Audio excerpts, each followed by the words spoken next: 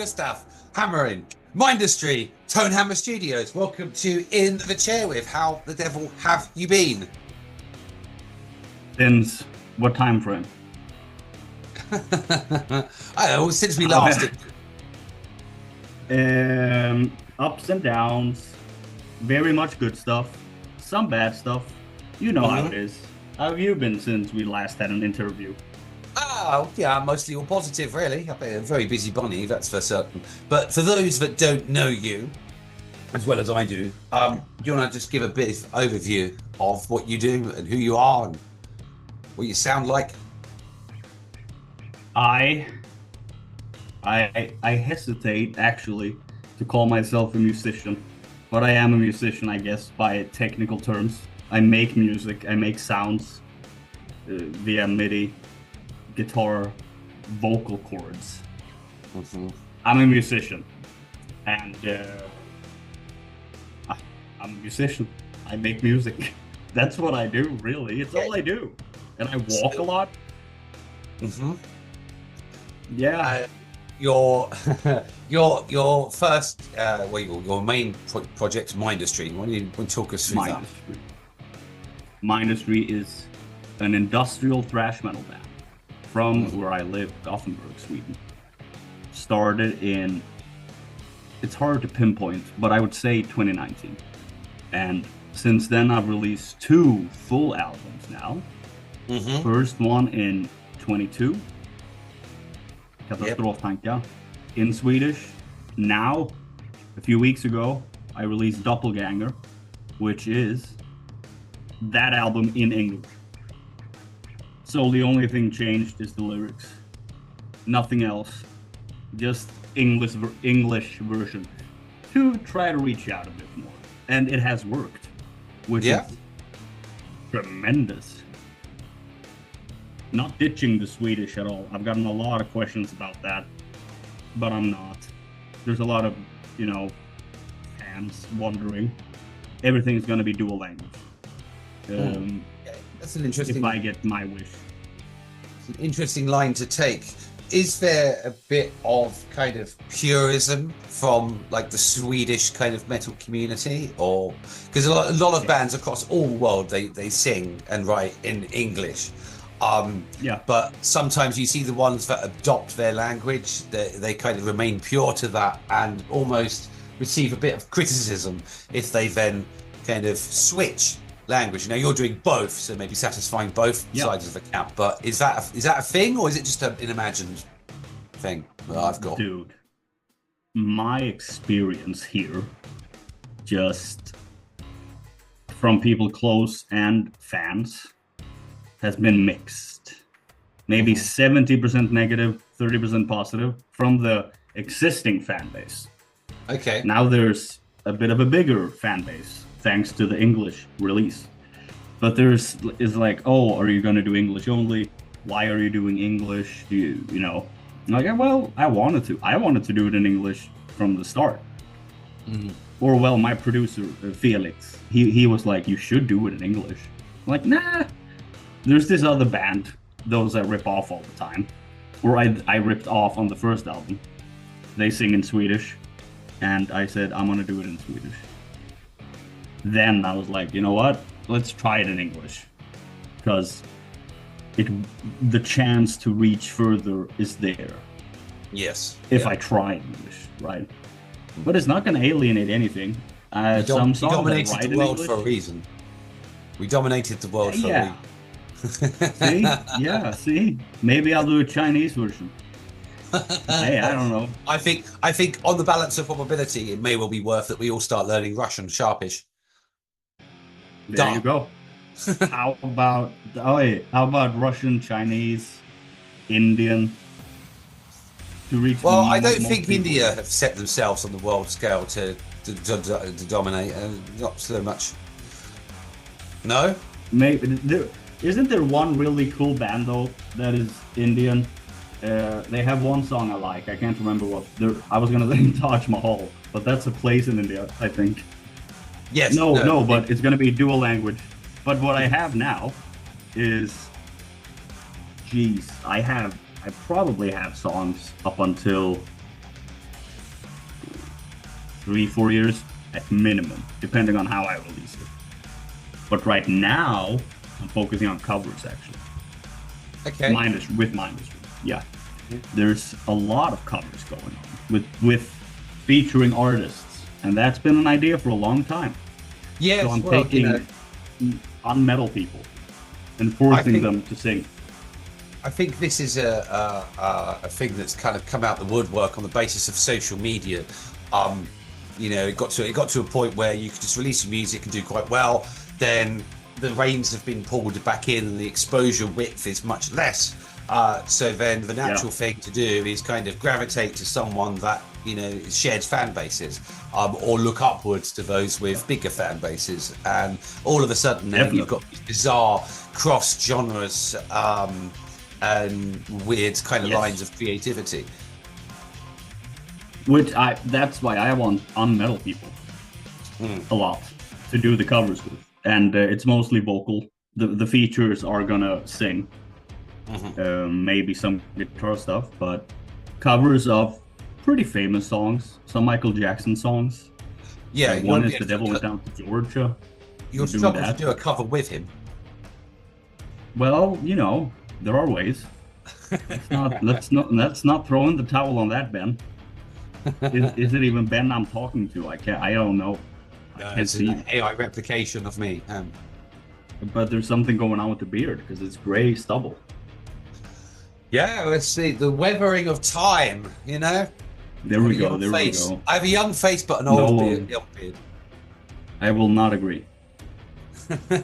Look, no, but the covers I'm really excited about because it's going to be hopefully videos to them, music videos. And they're very different. One of them is Thriller. One is Dirty Diana. One is The Devil Went Down to Georgia. Yeah, Stargazer. You're picking some big tunes here. And I'm not remaking, but they're the same. You hear it's that song clearly, but maybe add some parts, change some parts, because I don't want to do it copycat. Oh, this is the exact same song but with distortion. This is the exact same song. I don't want to do that. I hate that when a cover is like that.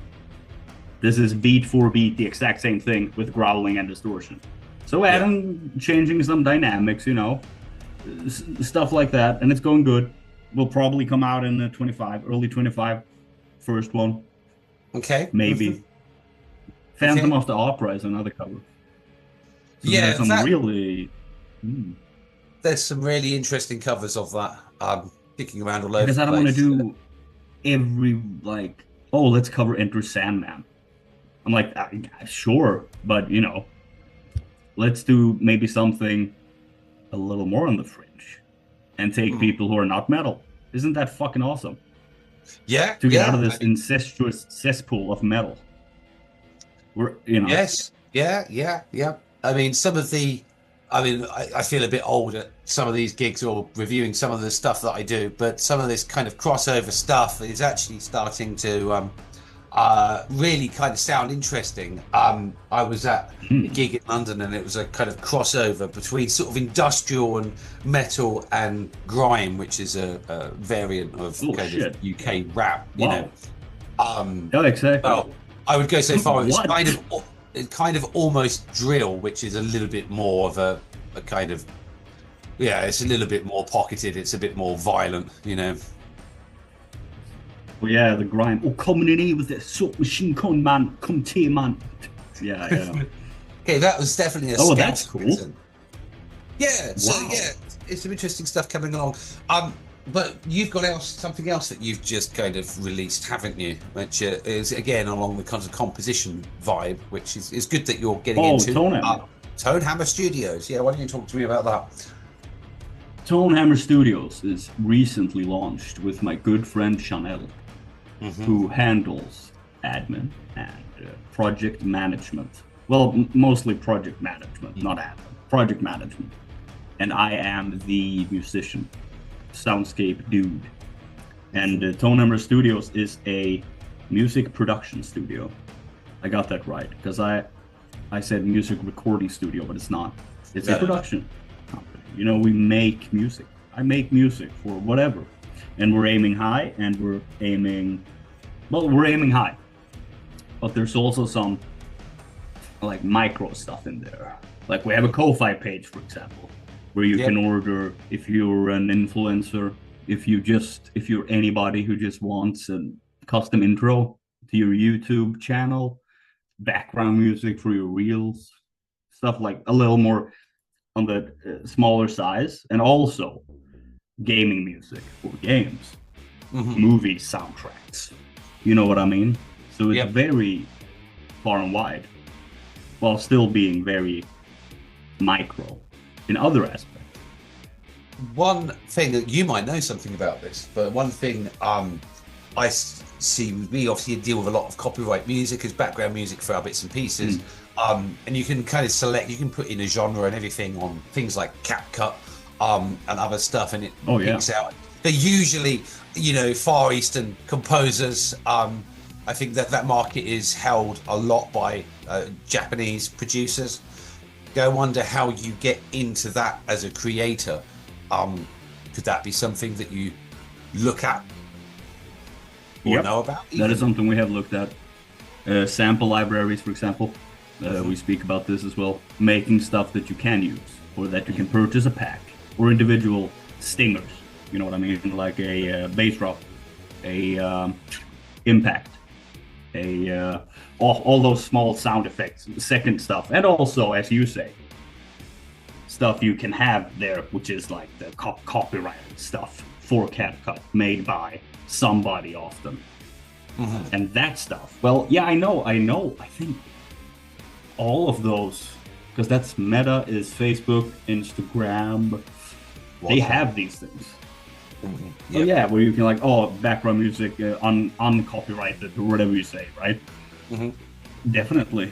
We have, it's very recently launched, but it's also very fun because we're working with every effing genre, which I am so excited about, to not just do metal. Because I love it, I love writing it. I don't listen a lot to it anymore. It's actually, well, I do listen to it, but rap, like you said, drill, is like, F yeah. Some techno gaming music, some trance, psytrance, hell yeah. Yeah. I love all that stuff. Symphonic, that's why ToneHammer, that's what we're aiming to really, really hammer home. Unintentional pun. Really nail down is that we do everything. And everything good. Not that it's just go there if you want metal, go there if you want rap. No, you can do anything. We do everything. And it's fast as well, which is something you got to pride yourself on, that it's a fast delivery time. And the quality is top notch. And it's fast. And it's very custom. So yeah, those are the two things right now. Mindustry and ToneHammer Studios. I saw a reel on either Facebook or Instagram this morning. Some guy, never heard of him, and he does exactly the same thing.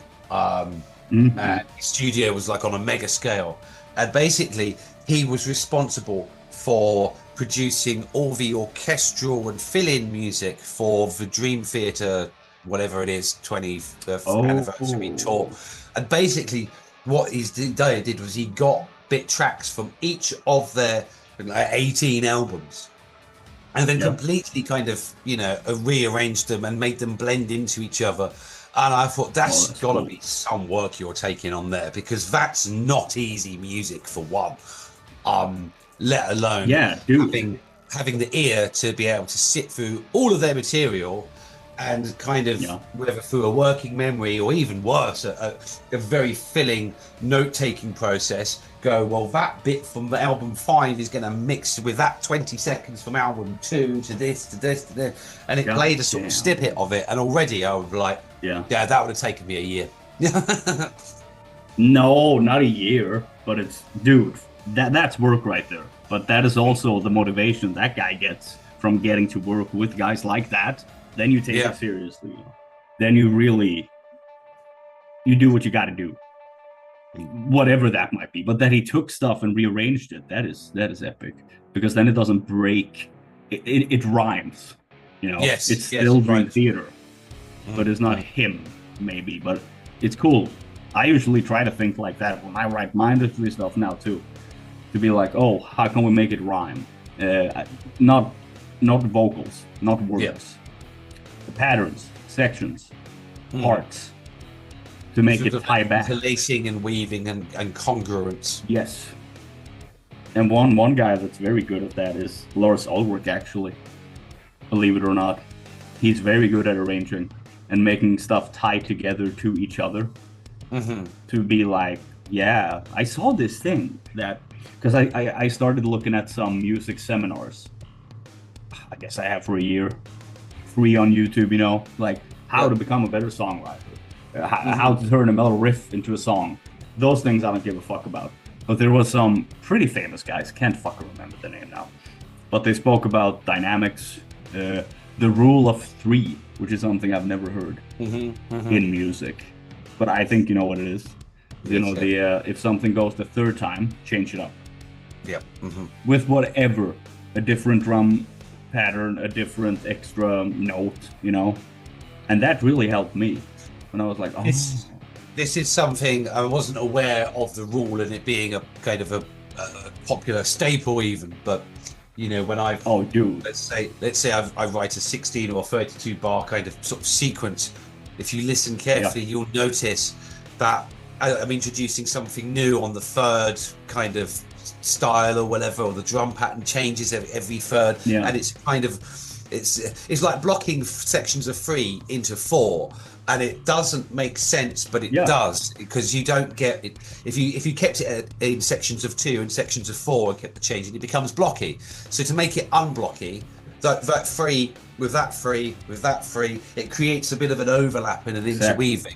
And I think that works wonderfully for dynamic styles like metal, and it also allows you the space to actually throw something absolutely crazy, like I'll rip off on a keyboard solo or something. You know, you've heard, you know, the stuff I do. But yeah, that's but also in pop music, it's been there forever. The 3rd chorus usually has a key change or it's usually a key higher. It goes up, you know. I was gonna say it in Swedish, tonartshöjning, but that's like the most common thing, and that's the rule of 3. It's the 3rd time is the final time. Switch it up. That is the switch, you know. But what you say in metal, like if you have an intro riff, then there's a verse and a chorus. Boom, then it goes back to the intro riff before the 2nd verse. That's where it gets a bit like, oh shit, maybe I should do rule of 2. Now it's the 2nd time the riff is playing. But I usually do a thing like that. So riff, verse, chorus, riff, verse, or riff, verse, riff, chorus. Because then after the 1st chorus, it is the 3rd time you do the intro riff. You know what I mean? That's a cheat I have to make the songs longer. Instead of just doing intro, verse, chorus. Intro, riff, verse, riff, chorus. It's such a hack. It's such a hack move. Because it's like, oh, now something more happens before the big chorus. And I'm working on having 2 choruses in my songs now. But it's not really 2 choruses. But there's like a bigger thing happening closer to the breakdown of the song. I do that with something. And then I actually I think the song is closing in on 6 minutes, but it's not supposed to be that long. But that's the longest I've ever written anything. It's a story about in the Warhammer universe. And my friend Mitch, he is a pro, so he's helping me write it, and we're making a story about it. This is a really cool thing. Probably won't be out until like 2043 because I have so much stuff already. You know, the covers now are going to be the focus with these featuring artists. And Mindustry stuff I'm going to go with my producer again now, who produced album 1. We're going to sit with some songs we've had since then in his studio and see if we can mix it. So we have them ready, you know. But then covers are supposed to be first. Also working with a techno artist, actually, just for a few days. Yeah, that's fun. Trying to write a song. It is.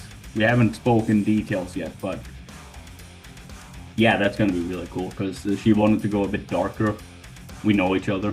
And I'm like, well, I'm your guy. Yeah. I'll make it industrial, darky, wavy, even if it's psytrance. You know, let's add some industrial shit in there. Yeah, but that would be some cool my issue with, you know. My issue with psytrance is it just is a little bit too kind of repetitive. Particularly when you watch. Yeah, that's what I want to change. Yeah, it's the issue that I have with a lot of rap styles is lyrically it's not the same. It's like a lot of it's genius, but the background it's just drum and bass is another similar genre where actually that is quite dynamic, but it's just a lot of it is just switching semitonally. And it just be, if you shoved a bit of an orchestra in there, you shoved a bit of space, a bit of width, it would just be so much more dynamic. But of course, you know, I can't get involved and compose with everything. But maybe you can. Maybe you're a living testament to doing that, because you're now, you know, you're now Mr. You've gone from Mr. You know, Death Machine type Thrash industrial to, you know, now you're working across everything. So let's go back about 5 years or something before all of this kicked off. So, you know, because over the time I've known you, which might be approximating, what, 3 years, 4 years perhaps? 2.5, 3, yeah. Okay, let's call it 3. It's been quite a journey, because there wasn't a lot happening, and then all of a sudden there is. Well, bit by bit, you just going. How has that changed you as an individual? I am so much worse now because there's so much more to do. No, it hasn't changed me, apart from I want to have a lot to do, because music is all I do. I need things to focus on, and so when I haven't done it, since I don't work, I do music, right? And I have taken the advice from these like Rick Beato guys on YouTube, who's like, if you want to get better on make music. Force yourself sometimes to just write fucking songs every day. And now I'm working on completing a lot of them. But, well, it has, I wouldn't say changed me, apart from giving me more purpose. Because I always had purpose privately, since I have a daughter from very early. It's like, purpose has never been a thing I don't have. For me, you know, my adult, what is purpose? It's been music for a few years. And that has helped me feel better, like big picture better, even if it's shit most of the time, you know how it is, but big picture, like choose your suffering type of thing. I choose to have 20 projects going because it gives me purpose. Because then when I work a lot every day, like I try to wake up at 8, 9, have a walk, then I start writing, take a few breaks, end at around 8, 9 in the evening.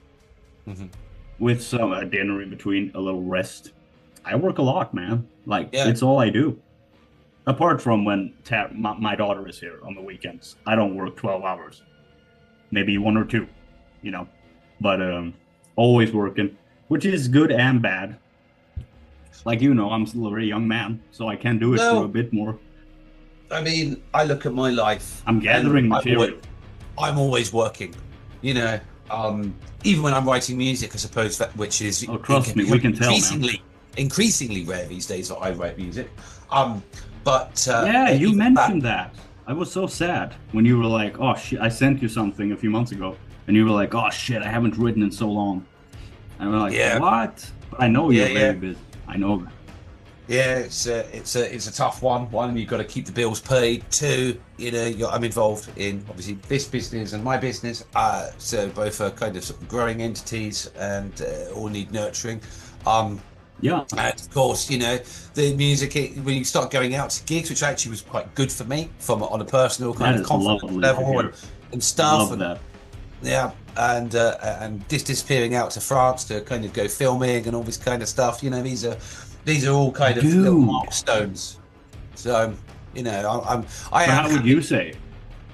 5 years we have known each other. 5 years, say 3 years we've known each other. You've had a few different projects as well. I mean, you've been more active. Maybe I have been more active in 1 or 2 things, but you have been more active like with 10 things.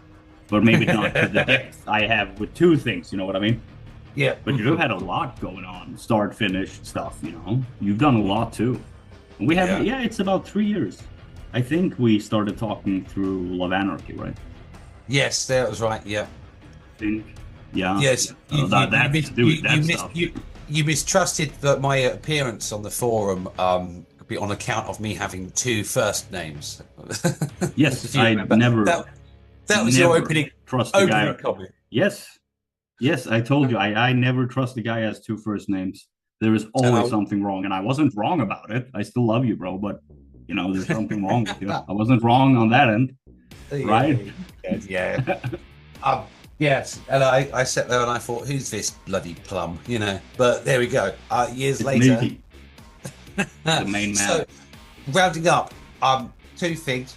Where can we find both you, Mindustry / ToneHammer Studios, and some words of wisdom for anyone struggling, anyone who's may have been in the position you may have been with, based out of your experience? I need the words of wisdom, bro. I'm not the one to give words of wisdom. Everyone has got something to say, Yeah, go on.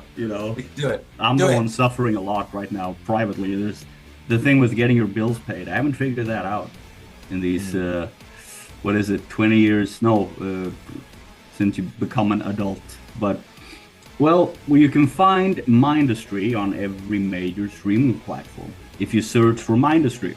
And Ministry exists, unfortunately. I'm working on getting them eradicated from the earth, so there's only Mindustry. So people stop thinking I'm a tribute band, because no, Mindustry, and if you can't find it, just search for Mindustry Doppelganger, and you'll find it. ToneHammer Studios are on YouTube, Ko-Fi, every Instagram, ToneHammer Studios, ToneHammer Studios official. ToneHammer Studios should do if you search for it. Mm-hmm. Okay, go look at but words of wisdom. Words of wisdom. Like I said, I'm the guy who's not doing too well at the moment. So I would just say, hang in there, MFers. Don't do regarding how it is to feel very bad and feel hopeless. The only thing I would say, I don't remember where I heard it, but if we talk, I won't say the word, but unalive. If people think that, if you think that, Ben, if I think that, you can tell yourself it is a very permanent solution to a not so permanent problem, maybe. Yes. A permanent solution to a temporary problem. Mm-hmm. I try to think of things like that now. And I do try to see positive in things, which is a very different thing for me. To find one positive every day. At least one. Yeah. And to try to fix order out of chaos is something I work on. Thanks to our main man, Jordan Peterson. Yeah, I don't look at him anymore. That name. Yep. Mm-hmm. Mm-hmm. Yeah, but I don't look at him anymore at all, because now it's all Christianity. And I'm like, I don't want to listen to that shit, bro. I get it, but no, the older stuff. And I heard him talk yesterday. He said, order out of chaos, make your bed, fix something in your room. I'm like, that's actually quite clever to say, actually. To stop thinking on the, Yeah. No, but if you can address something small that you can take something on, you can handle, and that's a direct regurgitation of some of his methods. And I was looking at a period in my life where everything was all falling down a few years back. It's what you got to do. You've got to kind of our mind has a predisposition towards seeking out suffering and then amplifying it. But I want words of wisdom from you on life to people who need to hear it, because you talk to more people than I do. More people listen to you than me. So I think you should say something nice or horrible, whatever. Well, I feel a little bit. You've called very good words, Ben. This is very good. And I'm looking at a countdown clock. Okay, I've got 5 minutes to come up with something poignant. And I'm forgetting all of my typical sayings and rhetoric. But I can ask you this, because I know you. I would say we know each other. Yeah, we talk, and we've spoken through some hard times. And we have always tried to be there for each other. And, now we talk on WhatsApp. Let's say that to the people, because when we spoke on Messenger... I've got the line that I'm going to go down with, and is that the voice in your head is not real. It is not you. It sounds like you, it feels like you, but that's its design. Now, you can't eradicate it because it's there for some interesting purposes, like, you come up with ideas, you organize your life. But when it turns against you, it's not you. And the sooner you can start to practice noticing it instead of letting it consume you, if you can just take some moments to practice to hear it, recognize that it's speaking, and then introduce almost like an observer character. Because not talk back to it. No, yeah, it's a bit like an observer character, because we think this is us, but it isn't. We're actually an observer. We're an observer through everything that we do, through all of our senses. Yeah. And our sixth sense is essentially our mind. Yeah. But we don't really deploy that observational quality enough in times of strife. So this is very good. Whenever you're you feeling, should be a motivational speaker. maybe I've heard that twice this month. So I feel like I need to be older and wiser, and a little bit more in command of my shit. You're definitely older, but I don't know if you're wiser. Thank you. Cool, man. I'm here all so day. so practice monitoring and interrupting your destructive thoughts, because I would say one more thing. When the mind focuses on something else, it then kind of forgets what it was thinking about. You can be having a shit day, but you go to work and then 4 hours in, you've forgotten all about what happened, about the argument with your wife in the morning, momentarily. That's how the brain works, and it's a muscle. You need to exercise that. But yeah, carry on, go on. We have a couple of minutes. Yeah, I remember we spoke about counting, which is something that helped me ground myself in moments of stress. Yes. Just count to 4 when I walk, slowly. And it's like, yeah, I can. But one thing I would say, actually, I would add something. That is that just between you and me. Because there's, let's see. No, but if you go through something and something ends, could be anything. Try to see the positives in that thing instead of just be sad something ended. Whatever it is, Try to, not lessons necessarily. Be happy you had it, even if it sucked ass. Be happy you had whatever it could be. It could be whatever. That's what I'm trying to do a lot. Everything is a gift. Love is a gift, and it comes with the price of ending, death, departure, being cheated on, malfeasances. Sure. But it is still a gift, and it's a gift that we then kind of re-wrap up and give to someone else, or later receive ourselves. Share the pain with someone else. Okay, wait, how long do we have? A couple of pints. Bye-bye? Oh, yes, indeed. 90 seconds. No, but it's fun to hear you speak about this, because you should have a channel where you talk about these things, because you do it really well. And I've always told you have this mind, and you give me clarity on things. I think I told you, but now I'm telling you. You've given me a lot of clarity on certain things, especially not shaving. Because when you see what's behind the shaving, you're like, yeah. No, but you have given me clarity on a few things when we spoke about counting and CBT. Than 1 minute. You are very clever. Thank you. I want to end on you, not me. You are much more than you give yourself credit for. Thank you. Well, we'll talk again soon. We will not talk at all until there's another interview. This is how it's going to be from now on. Not in 2 minutes. Next week. On WhatsApp. See you next week. Bye-bye. Are we saying goodbye? Yep. Thank you for having me. You're welcome. You're welcome.